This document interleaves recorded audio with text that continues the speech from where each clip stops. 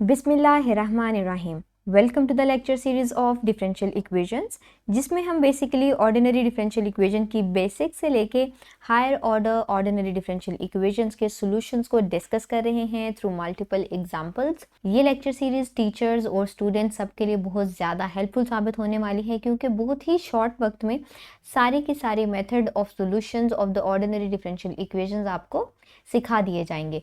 सो चलिए time waste के बगैर बढ़ते हैं आज के टॉपिक की तरफ। और इस वीडियो में हम बात करेंगे कॉशी आइलर इक्वेशन के केस नंबर 1 के बारे में, जब डिस्टिंक्ट रियल रूट्स अपेयर होंगे। ये हम बेसिकली केस तब एनकाउंटर करते हैं जब हम कोरिस्पोंडिंग होमोजीनियस इक्वेशन को सॉल्व करने की कोशिश करते हैं। तब रूट्स अगर डिस्टिंक्ट और रियल आ जाएं तो फिर कॉशी आइलर इक्वेशन का सॉल्यूशन कैसे लिखा जाता है, इसको बहुत डिटेल में स्टडी करने वाले हैं। उसके बाद ऑब्वियसली इक्वेशन नॉन होमोजीनियस है तो हमें पर्टिकुलर इंटीग्रल भी फाइंड करना है, जिसे पर्टिकुलर सॉल्यूशन भी कहते हैं। उसके लिए हम इस्तेमाल कर लेंगे जी वेरिएशन ऑफ पैरामीटर्स का मेथड। तो सबसे पहले तो हम डेफिनेशन को डिस्कस कर लेंगे कॉशी आइलर इक्वेशन की, जो कि बहुत ही आसान है। सिंपल सी बात आपने याद रखनी है कि जो कोफिशिएंट्स होंगे, ठीक है, उसमें जो इंडिपेंडेंट वेरिएबल होगा उसकी वही डिग्री होगी जो कि डेरिवेटिव का ऑर्डर होगा। हर टर्म में ऐसी बात होनी चाहिए, ठीक है। यहाँ पर देखें डिग्री ऑफ द कोफिशिएंट और order of the derivative same है। यहाँ पर डिग्री ऑफ द कोफिशिएंट 1 है, डेरिवेटिव भी फर्स्ट ऑर्डर है। सो इसका मतलब है कि ये टर्म भी इस कंडीशन को सेटिस्फाई करती है। यहाँ पे देखें डिग्री ऑफ द कोफिशिएंट 0 है, x टू द पावर 0 1 होता है, और यहाँ पे कोई भी डेरिवेटिव मौजूद नहीं है। इसको आप कह सकते हैं 0th ऑर्डर डेरिवेटिव है। सो हर टर्म में ऐसी कंडीशन सेटिस्फाई हो रही होगी तो हम कहेंगे कि वो इक्वेशन कॉशी आइलर इक्वेशन है। जैसा कि सेकेंड ऑर्डर इक्वेशन ले लें, देखिए सेकेंड डिग्री है यहाँ पे, और इस डेरिवेटिव का ऑर्डर भी सेकेंड ही है, ठीक है। डिग्री टू ऑर्डर सेकेंड दोनों सेम है। ये टर्म तो सेटिस्फाई कर रही है, यहाँ पे भी 1 है और ये भी फर्स्ट ऑर्डर डेरिवेटिव ही है, ठीक है। तो ये टर्म भी सेटिस्फाई कर रही है। इस टर्म को देखें तो ये भी सेटिस्फाई कर रही है। तो इसका मतलब है कि ये इक्वेशन कॉशी आइलर इक्वेशन है, ठीक है। और इसको सॉल्व करने का तरीका बहुत ही आसान है। बस आपने एक बात को याद रखना है कि हर टर्म जो है इस कंडीशन को सेटिस्फाई करे। इसके बाद ये कॉशी आइलर इक्वेशन होमोजीनियस भी हो सकती है, नॉन होमोजीनियस भी हो सकती है। होमोजीनियस तब होगी जब g of x equals to 0 होगा तो इक्वेशन होमोजीनियस हो जाएगी। अगर नॉन जीरो होगा तो नॉन होमोजीनियस हो जाएगी। और हम जानते हैं कि नॉन होमोजीनियस सोल्यूशन के लिए 2 तरह के सॉल्यूशंस रिक्वायर्ड होते हैं। एक कॉम्प्लीमेंट्री सोल्यूशन होता है और एक पर्टिकुलर सोल्यूशन होता है, ठीक है। कॉम्प्लीमेंट्री फंक्शन भी कहते हैं, which is CF, and particular solution which is the particular integral as well, ठीक है। सो डिफरेंट नेम्स हैं, जस्ट उनमें फ़र्क बिल्कुल भी नहीं है। सो पर्टिकुलर इंटेग्रल फाइंड करने के लिए हम इस्तेमाल करने वाले हैं वेरिएशन ऑफ पैरामीटर्स, और कॉम्प्लीमेंट्री सोल्यूशन के लिए ऑब्वियसली वही आसान तरीका, हम पहले जी होमोजीनियस इक्वेशन लिख लेंगे, सब्स्टिट्यूशन इस्तेमाल करेंगे। ये डिफरेंट है, ये स्पेसिफिकली कॉशी आइलर इक्वेशन के लिए, होमोजीनियस इक्वेशन के लिए हम ये सब्स्टिट्यूशन इस्तेमाल करते हैं। सो इसके कोरस्पॉन्डिंग हम ऑक्सिलरी इक्वेशन लिखेंगे। 3 केसेस आ जाएंगे। आज हम सिर्फ और सिर्फ फर्स्ट केस के बारे में बात करेंगे और इस एग्जाम्पल को सॉल्व करेंगे, ठीक है। बेसिकली जो हमने एग्जाम्पल ली है उसमें रूट्स हमारे पास डिस्टिंक्ट और रियल होंगे। इस केस को डिस्कस करने के लिए हम एक second order linear differential equation ले लेते हैं, ठीक है, which is homogeneous as well. जब हम उसमें सब्स्टिट्यूशन कर लेंगे y equals to x to the power m, तो उसको सिंप्लीफाई करने के बाद ऑक्सिलरी इक्वेशन कुछ इस तरह से बनेगी। अभी हम एग्जाम्पल सॉल्व करते हैं, उसमें आपको डिटेल से समझा दिया जाएगा, ठीक है। अभी जस्ट इसका ब्रीफ रिव्यू ले लेते हैं। अच्छा, इसके 2 रूट्स आ जाएंगे बिकॉज सेकेंड ऑर्डर इक्वेशन है। अगर दोनों रूट सेम नहीं होंगे तो फिर हमारे पास 2 लीनियरली इंडिपेंडेंट सॉल्यूशंस आ जाएंगे जो कि कुछ इस तरह से होंगे। अगर सॉल्यूशंस लीनियरली इंडिपेंडेंट है तो इसका मतलब है कि इनका लीनियर कॉम्बिनेशन भी उस होमोजीनियस लीनियर डिफरेंशियल इक्वेशन का एक सॉल्यूशन होगा। सो ये तो थी जी हमने सेकेंड ऑर्डर डिफरेंशियल इक्वेशन के बारे में जब बात कर ली। लेट्स से अगर हमारे पास एक और रूट आ जाए विच इज़ m3, और वो इन दोनों रूट्स के इक्वल नहीं है, मतलब तीनों रूट्स हमारे पास अगर डिफरेंट आ जाएं तो फिर उस सूरत में यहाँ पे एक और टर्म ऐड हो जाएगी। सो x की पावर में थर्ड रूट आ जाएगा।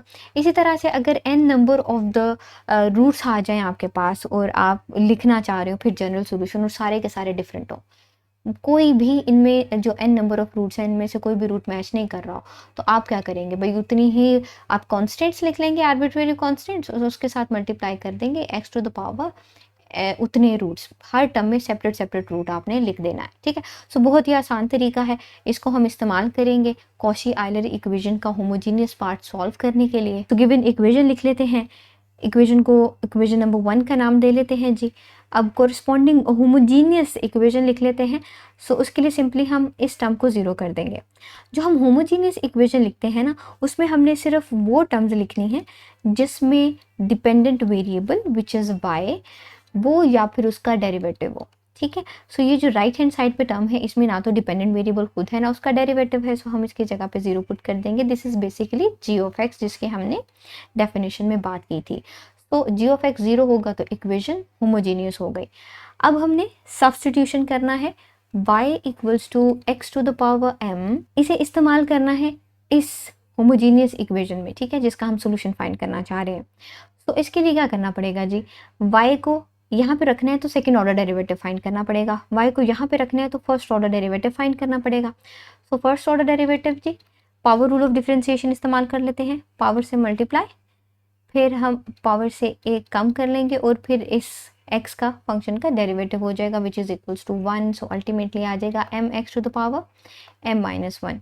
सेकेंड ऑर्डर डेरिवेटिव कैलकुलेट कर लेते हैं तो y डबल प्राइम, ये m एज इट इज़, अब पावर से multiply which is m minus 1, और फिर पावर से एक कम कर लेंगे m माइनस 1 और उसमें से मज़ीद एक माइनस करना है, ठीक है, सेकेंड ऑर्डर डेरिवेटिव है। तो ये यहाँ पे आ जाएगा -2, इन्हें आपस में मल्टीप्लाई करके सिंप्लीफाई कर लेते हैं तो आएगा m स्क्वायर माइनस m, ठीक है। सो ये दो डेरिवेटिव्स आ गए, इन्हें इक्वेशन इसमें इस्तेमाल कर लेते हैं, इक्वेशन 2 का नाम दे लेते हैं। So equation 2 implies that x square multiplied by m square minus m multiplied by x to the power m minus 2। इसी तरह से सेकेंड टर्म में -3x और first order derivative which is m x to the power m minus 1। इसके बाद third term है 3y, y की जगह पे लिखेंगे x to the power m equals to 0। Simplification करेंगे तो ये ब्रैकेट तो आ जाएगी m square minus m, x square को इसके साथ मल्टीप्लाई करेंगे तो पावर्स ऐड हो जाएंगी, ठीक है, ये पहले वाली और ये उसमें ऐड हो जाएगी -3, और फिर यहाँ पे m एज इट इज़ लिख लेंगे तो यहाँ पे आ जाएगा x m माइनस 1 है तो यहाँ से 1 पावर इसमें ऐड हो जाएगी +3x to the power m equals to 0, add होके 0 हो जाएगा, यहाँ पे 1 आना है, ये भी ऐड होके 0 हो जाएंगे एंड दैट्स इट। अब देखिए x m तीनों टर्म्स में मौजूद है, सो हम कॉमन ले लेंगे, यहाँ से बचेगा m स्क्वायर माइनस m, यहाँ से बचेगा -3m और यहाँ से बचेगा +3 इक्वल्स टू 0। अब इस इक्वेशन को आइडेंटिकली सेटिस्फाई करने के लिए ज़रूरी है कि लेफ़्ट हैंड साइड को भी 0 किया जाए। अब देखें एक्स m तो 0 नहीं हो सकता है बिकॉज हमने सोल्यूशन लेट किया था y equals to x to the power m। This is basically a solution, ठीक है। जब हम इस डिफरेंशियल इक्वेशन को सॉल्व करेंगे तो हमारे पास फंक्शन आ जाएगा y of x equals to something, ठीक है। तो ये हमारे पास सोल्यूशन फंक्शन है जो कि हमने लेट किया है equals to x to the power m। अगर हम इसे ही 0 रख देंगे तो सोल्यूशन 0 हो जाएगा, मतलब हमें सारा प्रोसेस करने का कोई फ़ायदा ही नहीं हुआ। सो इसका मतलब है कि ये सोल्यूशन तो इक्वल्स टू 0 नहीं है। सो ये जो हमारे पास इक्वेशन आई है क्वाड्रेटिक इक्वेशन, अब हम इसको 0 के इक्वल रखेंगे, ठीक है। सो इसके रूट्स फाइंड कर लेते हैं सिंपली। सो यहाँ से m कॉमन ले लें, m माइनस 1 -3 कॉमन ले लें, m minus 1 equals to 0, m minus 1 common ले लें तो आ जाएगा m minus 3 equals to 0। Solve कर लेंगे तो यहाँ से सिंपल आ जाएगा जी m माइनस 1 इक्वल्स टू 0 या फिर m minus 3 equals to 0। So ultimately values आ जाएंगी m equals to 1 and m equals to 3। दो रूट्स दोनों डिफरेंट है, तो जब डिफरेंट रूट्स होंगे तो हमें पता है कि सोल्यूशन कैसे लिखा जा सकता है। तो उसके लिए सिंपली y इक्वल्स टू दो टर्म्स हैं, दो रूट्स हैं, m1 m2 के इक्वल नहीं है, डिस्टिंक्ट हैं, रियल हैं, तो ऐसे लिख लें पहले कांस्टेंट्स जितनी रूट्स हैं उनके लिए, ठीक है। x to the power m1 equals to 1, x to the power m2 which is equals to 3। Variable की पावर में 1 हो तो वो नहीं लिखते हैं। अब नॉन होमोजीनियस इक्वेशन थी, उससे हमने होमोजीनियस इक्वेशन ली, उसको सॉल्व किया, तो कोरस्पॉन्डिंगली हमारे पास कॉम्प्लीमेंट्री सोल्यूशन आएगा। सो हम यहाँ पर सी लिख देंगे और बढ़ेंगे नॉन होमोजीनियस पार्ट के सोल्यूशन के लिए, जिसकी हेल्प से हम फाइंड करने वाले हैं पर्टिकुलर इंटेग्रल। ठीक है, उसके लिए हमने इस्तेमाल करना है जी method of variation of parameters. Method of variation of parameters कहता है कि जो कॉम्प्लीमेंट्री सोल्यूशन आए ना, तो आर्बिट्रेरी कांस्टेंट के अलावा जो भी टर्म हो, फर्स्ट टर्म में उसे y1 का नाम दे दो और सेकंड टर्म में जो भी टर्म हो उसे y2 का नाम दे दो, क्योंकि फिर हम लिख लेंगे yp equals to u1 y1 plus u2 y2। ठीक है, सो y1 y2 तो आ गया हमारे पास। हमें चाहिए u1 और u2 की वैल्यू, और u1 इक्वल होता है जी integral of w1 over w with respect to the independent variable which is x। इस फ्रैक्शन को u1 प्राइम का नाम भी दिया जाता है। पहले आप ये फ्रैक्शन भी कैलकुलेट कर सकते हैं, बाद में जो आंसर है इसको इंटीग्रेट कर सकते हैं सेपरेटली। ठीक है, कुछ बुक्स में इस तरह से होता है, हम डायरेक्ट ही सॉल्व करने की कोशिश करेंगे क्योंकि उससे टाइम सेव होता है। w1 इस तरह से कैलकुलेट किया जा सकता है, w2 इस तरह से, w सिंपली रॉस्किन है इन दोनों फंक्शंस का, y1 और y2 का। लेकिन w1 और w2 कैलकुलेट करने से पहले हमें गिवन इक्वेशन को मज़ीद सिंप्लीफाई करना है। उसके लिए यहाँ पे कोफिशिएंट को 1 बनाना है, जिसके लिए हमें दोनों साइड्स को डिवाइड करना पड़ेगा एक्स स्क्वायर के साथ। सो एक्स स्क्वायर के साथ डिवाइड कर लेते हैं, सिंप्लीफाई करेंगे तो यहाँ से दो पावर, जिसके दो पावर से कैंसिल आउट हो जाएंगे और बच जाएगा 2x square e to the power x। और यही रिक्वायर्ड अब g ऑफ x है, जो कि हम w1 और w2 को कैलकुलेट करने के लिए इस्तेमाल करेंगे। यहाँ से कैंसिल आउट हो जाएगा और अल्टीमेटली 1 आ जाएगा। यहाँ पर 1 ओवर x बच जाएगा और यहाँ पर 3 ओवर एक्स स्क्वायर। ठीक है, सो ये g ऑफ x है जो हम इस्तेमाल करेंगे w1 और w2 कैलकुलेट करने के लिए। रॉस्किन कैलकुलेट कर लेंगे, वैल्यूज़ सब्स्टिट्यूट करेंगे, y1 इक्वल्स टू x और यहाँ पे है जी एक्स क्यूब, इसका डेरिवेटिव 1 और इसका डेरिवेटिव 3x स्क्वायर। ठीक है, डिटर्मिनेंट कैलकुलेट करेंगे, इनको आपस में मल्टीप्लाई कर दें तो 3x cube minus x cube तो आ जाएगा 2x क्यूब। ठीक है, तो ये हमारे पास आ गया रॉस्किन। w1 कैलकुलेट कर लेंगे, सिंपली वैल्यूज़ को सब्स्टिट्यूट करना है, 0 y2 equals to x cube derivative 3x square और g ऑफ x इक्वल है जी 2x square e to the power x।